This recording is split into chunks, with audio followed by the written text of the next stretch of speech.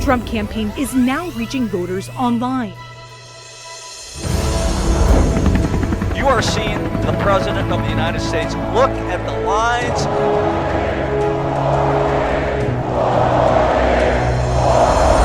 You joined our movement. A lot of President Trump supporters here. Greatest movement in the history of our country. I'm fighting for you, and I love doing it with everything that I have. And I will never, ever stop. We are one people, one family, and one glorious nation under God.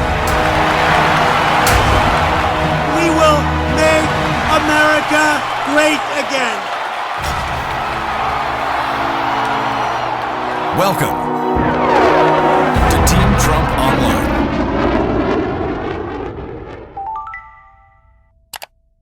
Hello and welcome to another edition of Team Trump Online's War Room Weekly, where we take a closer look at President Trump's excellent record of accomplishment on behalf of the American people and contrast that with Joe Biden's terrible record and his dismal ideas for the future. I'm Tim Murtaugh. I'm the communications director for the Trump 2020 campaign, and we are fortunate to be joined today by Senator Rand Paul from the great Commonwealth of Kentucky. Senator Paul, thank you very much for being with us today. Glad to be with you, Tim. And we see that you have recovered fully from the coronavirus. How are you feeling? Well, you know, my family banished me to the basement for a couple of weeks, and they would feed me, but they would not give me a razor. So I wound up with this Corona beard. So I'm talking to the president about 2 days ago, and he said, well, yeah, you look very distinguished with your beard, but, you know, my sons have those, and I don't really approve of those, and I'm not sure what I think of that beard. And I said, all right, Mr. President. But no, it really wasn't rough on me. I was very lucky in the sense that I never really got sick. I never had a fever, never had a body ache, never had a cough. And so I'm one of these ones who are asymptomatic. And this is some of the biggest news that's come out in the last week, is that when you test the general population for antibodies, we're finding that many more people have this than we suspected. And the good news about that is that when you divide it out from mortality, turns out that the mortality is going to be much less than has been reported. And this is good news, I think, about trying to reopen the economy. I know the president's been pushing and saying we have to reopen. I'm exactly the same way. There's no amount of money in China, no amount of money we can print up to save our economy if we don't reopen. Yeah, that's exactly right. And the president makes the point that the American economy was never built to lie dormant for 3, 6, or 9 months at a time. And we certainly have to get the economy going again as soon as it is safe to do so in various parts around the country, probably sooner than other parts of the country. But look at it this way. For example, all that money that was given to small business was gone in 3 days. Another $400 billion has been allocated, and people are saying it's mostly gone. There's an endless consumption of money. If you give money to people, we have to get back to work. And so I think we're right to open. And the other thing I keep saying to people is one size doesn't fit all. New York City's had a calamity, and I don't discount that, and I wouldn't tell them what to do. But I live in rural Kentucky, and there are a lot of rural states that haven't had it as bad, and we're ready to get working again. Yeah, that's exactly right. And so the president and the Senate, folks such as yourself, are really on two tracks. One is to protect the health and safety of Americans, of course, but also to safeguard the economy. Let's talk about the healthcare angle, which is certainly something that you have been focused on for your entire adult life as an accomplished eye surgeon. And the president's opponent in this race, the apparent opponent, is Joe Biden. And he's running on trying to expand Obamacare, which, as we know, had many facets of it that were disastrous in the first place. What are your thoughts on Obamacare generally, and why was it such a wrong direction for the country to take? You know, when I ran for office back in 2010, it was the number one issue and was for 4 or 5 years, Obamacare. We objected to it for two reasons, and this is sort of where the Tea Party started, but for two big reasons. One, the freedom issue, the idea of whether you should be free to choose what kind of insurance you have, whether you have insurance, and to choose your doctors. Obamacare takes away that choice. And so freedom of choice to me is always the number one reason why I don't want someone in government telling me what to do about my health care. But the number two item is equally strong and even stronger for people who don't accept the freedom argument. That's the practical argument that just doesn't work, frankly. All you have to do is look at it this way. What do we know of in government that works better than the private marketplace? In fact, it's always the opposite. You know, it's like if you love the post office, you're going to love nationalized health care. If we look at nationalized health care in England or Canada. People wait in lines forever and ever and ever. So we have a great health system, and I think we'd be fools to lose it. Now, there are problems. There were problems even before Obamacare, but one of the things I worked with President Trump on, and this is really, I think, the genius of President Trump, or one of his main attributes.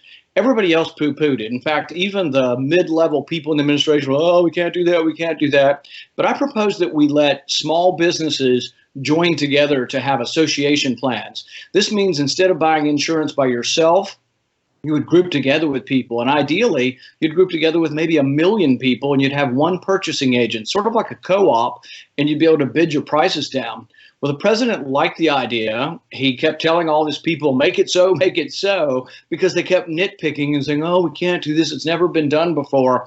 And this is where the president's good, because he acts like a CEO. He says, no, it's a good idea. I want it done. And we finally got it done in record time, and the Department of Labor signed it into being. And so now it is legal for many different sole proprietors, individual business owners, to join together.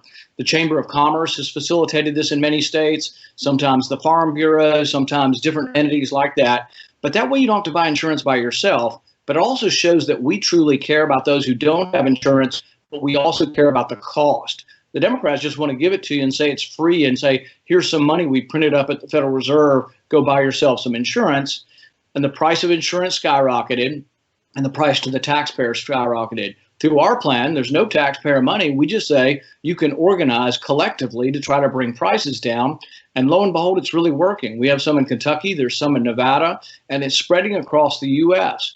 The Democrats, Biden and others, they've now sued in court to try to stop us. So they're basically suing to try to stop you from having the freedom to go to a big group like Sam's Club or Costco and buy your insurance. So there's a lot of things that we can. And the one mistake I think we've made as Republicans is giving in and giving the moral high ground to Democrats and saying, oh, they care more and all this stuff, about Obamacare and all the different conditions, when in reality, we have real practical solutions for lowering the price and getting insurance to people who've never had insurance before.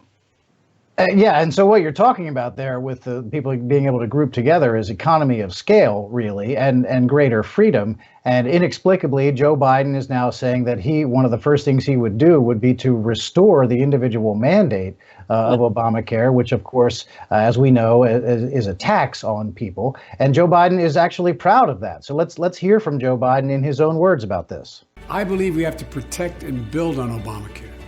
That's why I proposed adding a public option to Obamacare as I believe we have to protect, cover everyone. And I'm going to add a public option, a Medicare option for those who want it. So if you have your own private insurance, you've negotiated with your company and you have a good policy and you like it, you get to keep it. So we have definitely heard that before. If you like your plan, you can keep your plan. And those are the things that we heard about Obamacare, and they turned out not to be true. So the public option, Senator, I know it's something that you have considered and heard about and studied for a while. The Wall Street Journal very helpfully printed an analysis of that. And what it would do would be to really cause a death sentence for a lot of rural hospitals around the country. And it eventually crowds out private insurance, that insurance that people get through their employers. What's your take on the public option? Well, it's like most other, lies that we hear. If you like your plan, you can keep it was the original promise. But now this promise is if you like your plan, you can keep it, or you can get the government plan. It's really not going to cost anything. I promise you it won't cost anything. Right. Well, it's just not true. These things turn out to be very expensive. So we have to put them in context. Right now, Medicare, as we know it for senior citizens, is $35 trillion in the hole. Doctors and hospitals know this because every year we're forcing the prices that we pay doctors and nurses and hospitals is going down because there's not enough money. $35 trillion in the hole with what we have. And if you ask a hospital, do you make money off of Medicaid or Medicare? They'll tell you, well, we kind of break even, but if we don't have private insurance, we'd all lose money. And so really what happens is the rural hospitals are loaded up with Medicaid. They lose on every patient. Then they have Medicare. But if they lose private insurance, they won't make any money at all, and they will go bankrupt. And to tell you the truth, this is one of the things that worries me most about this coronavirus sort of panic and pandemic is that because we've forbidden elective surgery in our hospitals, which I think was a bad idea, our local rural hospitals, which were already in bad shape, are in worse shape. But if we give them more government pay, it makes it worse. The hospitals will go under. So we have to get the hospitals back started doing surgery and open for business again from the coronavirus. But we also would be foolish to put more government paying or really essentially underpaying patients in the hospital. Right. And so really the public option is a threat to rural hospitals all across the country, and obviously just a bad idea on its face. But fortunately for Americans, President Trump has a wholly different approach, comes at it from an exact opposite angle. And his approach is all about quality of care, choice, and affordability. So let's hear from the President of the United States. A good life for American families also requires the most affordable, innovative, and high-quality health care system on earth. Before I took office, health insurance premiums had more than doubled in just 5 years. I moved quickly to provide affordable alternatives.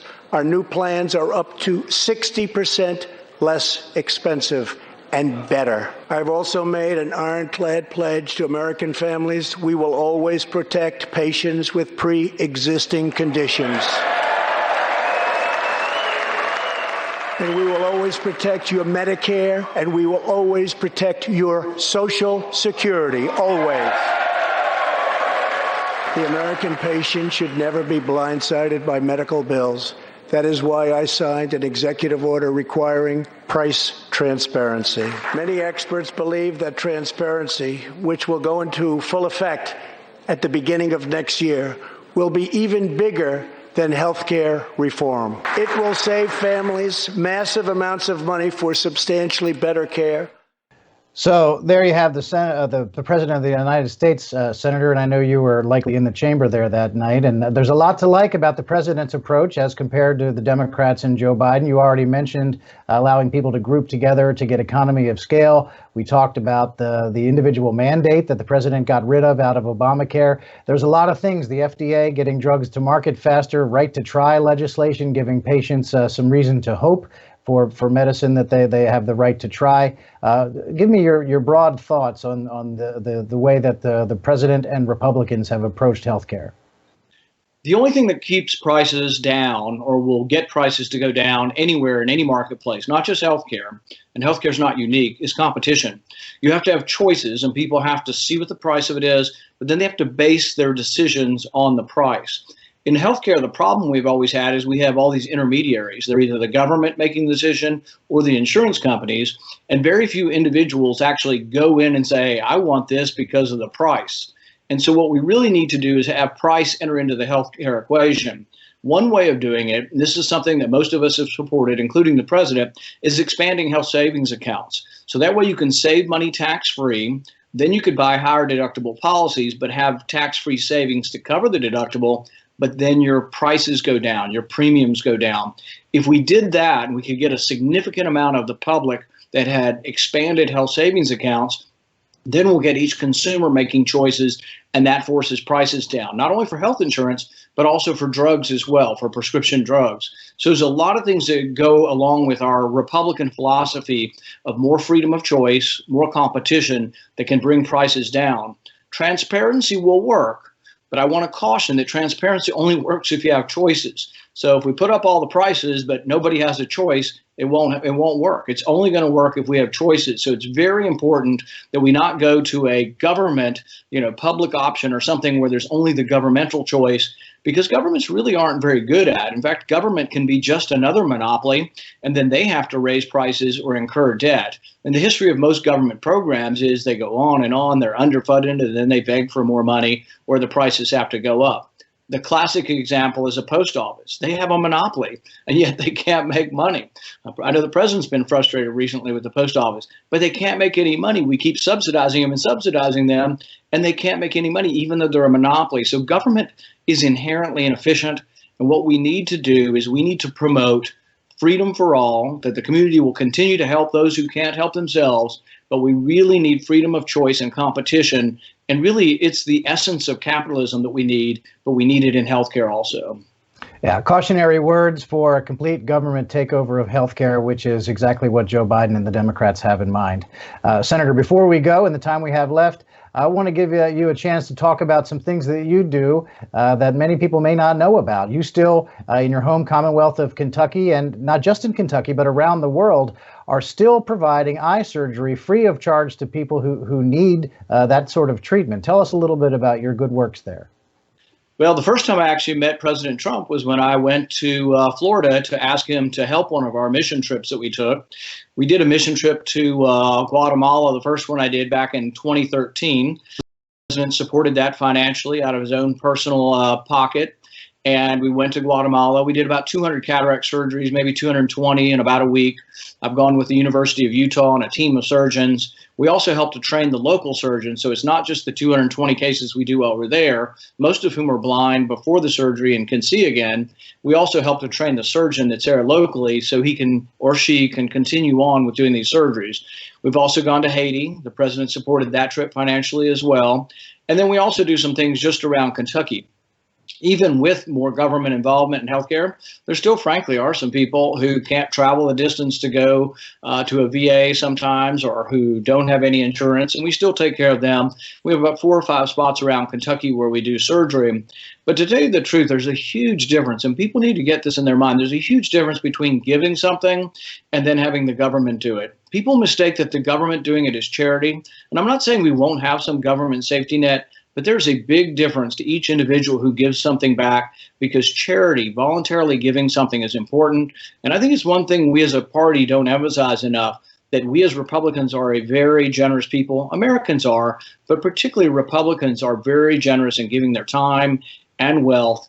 And so many good things happen in our country. Salvation Army, you name it, Hotel Inc., all of these different charities, they're funded by capitalism and by the generosity of the American people. And that needs to be a big part of who we are. And we need to make sure that we don't sort of shuffle that aside and not really tell people and let people know that this is what a good community does, and it's what we believe in as Republicans. Well, Senator Paul, thank you very much for being with us today, and thank you for all that you do for the people of the United States, the people of Kentucky, of course, and as we were just talking about, people around the world. We really, really, very much appreciate it, and thank you for joining us today. Thank you. Thank you. We'll be right back.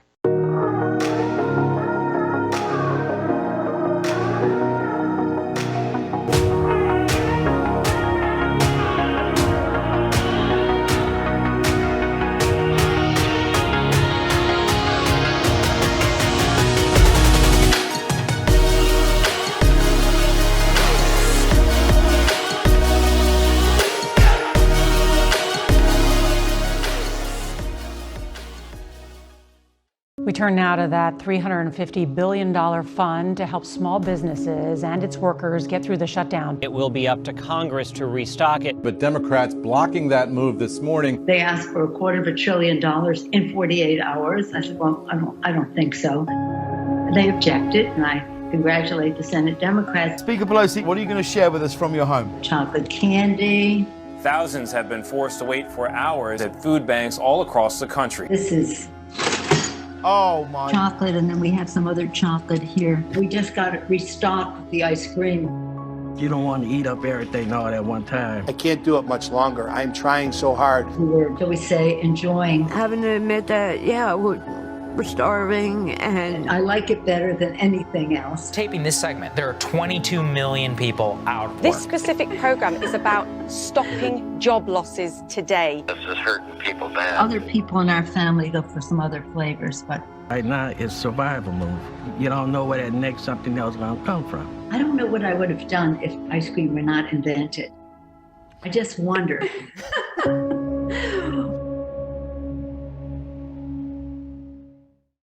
Welcome back to Team Trump Online's War Room Weekly. I'm Tim Murtaugh, Communications Director for the Trump 2020 campaign, and we are fortunate to be joined now by Jenna Ellis, Senior Legal Advisor to the President's campaign. Jenna, good to see you. Great to see you, Tim. Glad to join you tonight. And also joined by Mark Lotter, Director of Strategic Communications for the Trump campaign. Mark, good to see you again. Great to see you too, Tim. So let's talk about our favorite topic now, and that, of course, is the mainstream media and their reaction this week as the president announced a halt to immigration in the United States as part of the response to the coronavirus effort. As you know, the president has two very big responsibilities: to protect the health and safety of Americans and to safeguard the economy. And of course, halting immigration addresses both of those responsibilities. One, it protects the health of people by not allowing more infected people into the United States, but it also, most importantly, protects the jobs of Americans and prevents further competition and the depressing of wages as more competition is introduced to the workforce. Let's take a look at how the New York Times covered this week, shall we? Because as the New York Times played it, they reported, while numerous studies have concluded that immigration has an overall positive effect on the American workforce and wages for workers, Mr. Trump ignored that research on Tuesday, insisting that American citizens who had lost their jobs in recent weeks should not have to compete with foreigners when the economy reopens. So, there you have the New York Times saying that immigration is actually good for American workers. But let's take a little bit of a closer look. What do we have here? From the very pages of the New York Times, we have Nobel Prize-winning economist Paul Krugman saying this: immigration reduces the wages of domestic workers who compete with immigrants. That's just supply and demand. That's Paul Krugman from 2006, and we have to presume that basic economic theory has not changed in the last 14 years, I would imagine. Here's a little bit more from Paul Krugman. While immigration may have raised overall income slightly, many of the worst off native-born Americans are hurt by immigration. That's again Paul Krugman from 2006. And so let me start with you, Jenna. This is not the first time that the national media has contradicted itself, all because their main obsession is to score political points against President Trump. What say you? Absolutely, Tim. And, I think that the American people are just getting so frustrated with fake news, and especially in the midst of this national crisis, because we're seeing President Trump, who cares so deeply about the American people, and he's doing the best possible job that he can. He and Vice President Pence with the task force and with their briefings and giving the American people all of the information that we need. And yet the fake news media simply wants to antagonize, and they would report that the sky is green if that would help their agenda. So this isn't journalism. It's not reporting. It's activism. And that's what the mainstream media has essentially become, is that they have partnered with the Democratic Party to simply hate President Trump, and they advance their narrative regardless of facts and regardless of reality. They are willing to contradict even themselves if it advances that agenda. And we've seen that in a variety of ways, not just through the coronavirus pandemic, but all the way since 2015, when they began hating President Trump because they knew that he would become the strong leader and president that he is for America. And so I really appreciate, Tim, that we as the campaign have the opportunity to do these War Room Weeklies, that we have all of the information available. We have the new app right now that everyone and all of our friends across the country can download, so that we as the American people can make sure that we're getting the very best content, the facts, and the truth directly from the campaign, directly from the president, so that we can filter out the fake news and that we don't have to rely on them to not do their reporting, but really just their activism. And I think it's a great thing that Americans are finally discovering the truth about the fake news media, and President Trump continues to highlight that. Yeah, and that is very much a part of our job here, is to punch through what the mainstream media is reporting about the president, because we know it's not trustworthy. And we've got an incredible situation here, Mark, where President Trump is leading the nation in the war against the coronavirus, and that's what it is. It's a war. And Joe Biden and the Democrats and much of the mainstream news media have decided to become the opposition in that war. And it used to be that in America, when we faced a crisis as a nation, we would unite together as Americans to face that. But that principle has clearly been discarded by Joe Biden, the Democrats, and the media. And with regard to the media, Mark, they've just got a knee-jerk reaction that they feel compelled. If the president says up, they've got to say down. I mean, isn't that the case? And it's sad. No, and we're seeing it play out every day. I mean, the mainstream media created this false ventilator crisis story and had that exposed just this week. And they have been called out for this false narrative that the president did properly manage this and that every person who needed a ventilator in the United States got one through this crisis. But then again, we've got so many other histories. They were wrong on the Russian collusion story. They were wrong about the Ukraine story. And even this week, they have been exposed, going back to the fake dossier, that it's actually been proven. And I'll give the mainstream media credit, at least one outlet for this, for exposing that the FBI knew that they were being fed Russian misinformation. They were being misled by Russia to create this fake news narrative. And yet so many of them went out and published it anyway. Now, in only hindsight, are they burying these corrections and being exposed for what they are? Yeah, and you can see that a lot of the times of what the news media has reported, with hindsight now, we can see that they were completely erroneous. You mentioned the ventilators, and I think a lot of times media were going with these high-end estimates of what states were saying that they thought they might need with ventilators, and then reporting those numbers as though they were fact, when in fact they were just estimates. And we see that New York has come in well under, about 1/10 of what they estimated they might need as far as ventilators.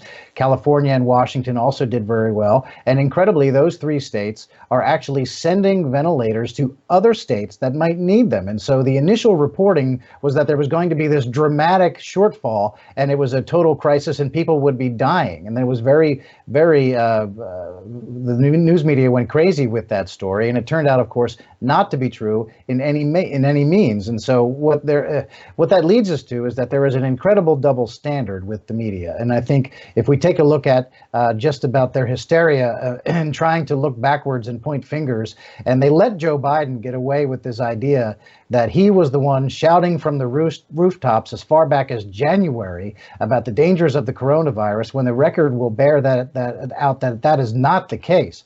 And they are critical of the president daring to hold a political rally at the beginning of March, when in fact Joe Biden held 8 rallies in the month of March, and including 6 rallies that occurred after the last Trump rally. But somehow Joe Biden is not held to that same standard that President Trump is held to. Mark, I asked this question sort of rhetorically, but how can that be?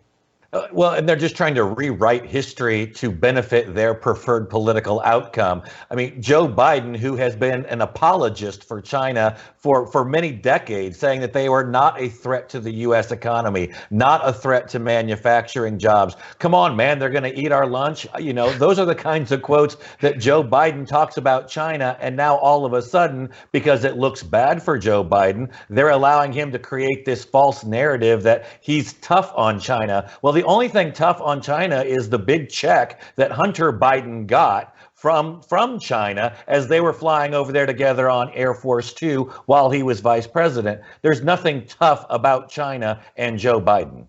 No, certainly not. And, and it extends, Jenna, to beyond reporting. You're the senior legal advisor to the campaign, and I know you are heavily involved with some of the litigation that the campaign has underway. And one of the television ads that Joe Biden's pals have been running takes 2 different portions of a president's speech and cobbles them together to create a sentence that the president never uttered. He never once ever said this sentence. And of course, this goes back to the fallacy that he ever called the coronavirus itself a hoax. He did not. But they created a sentence making it sound like he did that, put it in a television ad, and TV stations across the country were running it. And so this has to be considered under the umbrella of media bias, actually having fictionally created it by editing sentences that the president never said. As the senior legal advisor, what is the issue here? Absolutely. And, this goes back to what Mark was talking about with revisionism and revisionist history. And so what the mainstream media is doing, and some of these super PACs and these people that are generating these false and fake ads, they're cobbling together and splicing together these sentences, and they're putting them out as a statement of fact. And they're giving all of the viewers a false narrative, and it's actually defamation. And so while the First Amendment protects the freedom of the press and, of course, endorse freedom of speech, it doesn't protect false and defamatory statements that are known to be false at the time. And it also doesn't protect television networks who knowingly air false and fake content. And so the campaign has pushed back heavily because the president, like any of us, you, Tim, and Mark and me, we're all spokespeople for the campaign, just like the president is as well.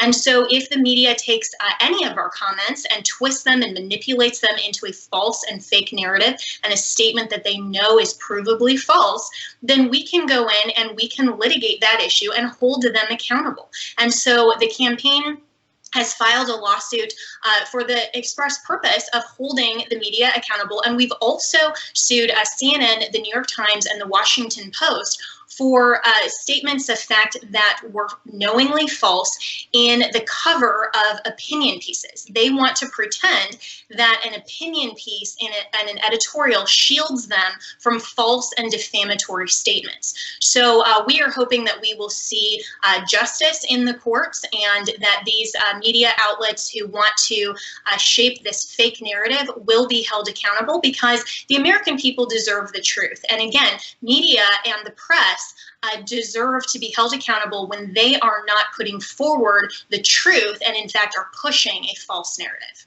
Yeah, I think they have to get the message that simply slapping the word opinion on it does not give them cover and give them the ability to print outright lies and things that are defamatory. You're absolutely right. So speaking of the fake news, let's take a look at a clip here from earlier in the week. Chris Cuomo, who's one of the CNN hosts, it was widely reported that he had contracted the coronavirus and was sick for a while. But then it was also widely reported that he had taken his family out on Easter Sunday to go look at some property he had purchased in New York in the Hamptons. And while he was there, it was also reported he got into a bit of an argument with a passing bicyclist about the fact that everyone knew that Chris Cuomo had been sick, and the bicyclist was of the opinion that Cuomo should not have been out in public. And so that got widely reported. And then the official Twitter feed for Chris Cuomo's show on CNN ran this video. All right, here it is. The official re-entry from the basement, cleared by CDC. A little sweaty, just worked out. Happens. This is what I've been dreaming of, literally for weeks. Literally for weeks, he says, except for that day on Easter Sunday when he was out at the Hamptons looking at his properties. Jenna, all I have to say about this is fake news. Absolutely. And I think it's hilarious, Tim, that his shirt, while I think it was supposed to say truth, just says rut. That's all you can see. And that's really the only truth that's in that video, is that the media is in a fake news rut. This is snobbery elitism, to think that he can just ignore all of the CDC guidelines and guidance when it suits him, and then create this entirely fake and false narrative around his supposed re-entry into the world. I mean, this is just ridiculous that we as the American people should buy into that and should somehow applaud the fact. I mean, we're all very grateful he got over it, and that he's well and safe. But the fact that he was willing to expose other of his neighbors, like this biker, and then think that somehow he's emerging as a hero is completely false and fake. And so if the Democrats didn't have double standards, Tim, they wouldn't have any standards at all. Yes, that is true. And we do wish Chris Cuomo well, and that he has recovered from the coronavirus is good news. And we also wish his family well at the same time. But Mark, this is just another case of the media trying to present a completely false image of what is actually happened in real life, whether it's Chris Cuomo trying to pretend that he had been sequestered in his basement for weeks when the world knows that, in fact, he was not, or when they try to misrepresent what it is that the president is saying and doing. Yeah, and this is one of those glaring examples of why I believe, especially CNN, has just fallen off the face of the earth when it comes to credibility with the viewers, but also in its ratings. I looked it up, and last year they finished 14th in the cable network news ratings. I mean, they regularly got beat by stations that were airing 25-year-old sitcoms, and they were fighting it out neck and neck with kids baking shows. I mean, this broadcast tonight is probably going to have more viewers than the average CNN program. That tells you, A, the power of the Trump movement, but also how bad CNN has gotten. Yeah, I would love to see Team Trump Online War Room Weekly show up in the grid there when we see the ratings coming up. And because we do know each one of these shows is drawing over 1 million unique viewers. And some of the programming that we're running here is getting over 2.5 million viewers. And so it really is great. And you too have contributed to that. So thank you very much for joining us. Jenna Ellis, Senior Legal Advisor to the Trump campaign. Thank you very much for being with us. Thanks so much, Tim. It was a great time. And Mark Lauder, Director of Strategic Communications for the Trump campaign. Thank you as well, Mark. Good to see you, Tim. Thanks. And we want to thank our first guest this evening, also Kentucky Senator Rand Paul. We very much appreciate his efforts. And before we go, I want to leave you with a couple of messages. First, happy birthday to our wonderful and beautiful and accomplished First Lady, Melania Trump.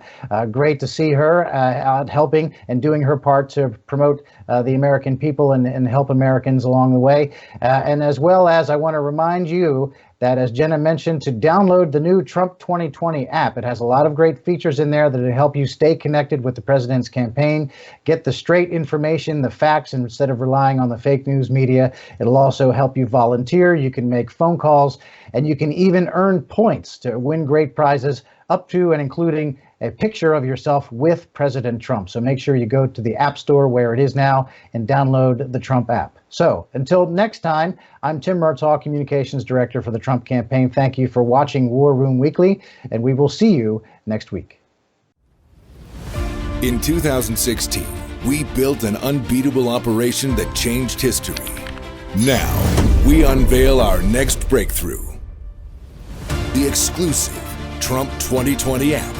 This isn't just an app. This is your source for real news, not fake news. Straight from the campaign and the president himself. This is your direct line to give input on key campaign issues. Your portal to register voters. Host MAGA meetups. Your scheduler. Your application on becoming a Trump team leader. Join millions and get a front row seat to our virtual events. Watch Team Trump every night at 8 p.m. Eastern Standard Time. Earn points, get rewarded, get the presidential photo. Oh, and did we mention this is your personal shopper too? So just to repeat, this isn't just an app. This is your tool to keep America great. Join the army for Trump and download the app today.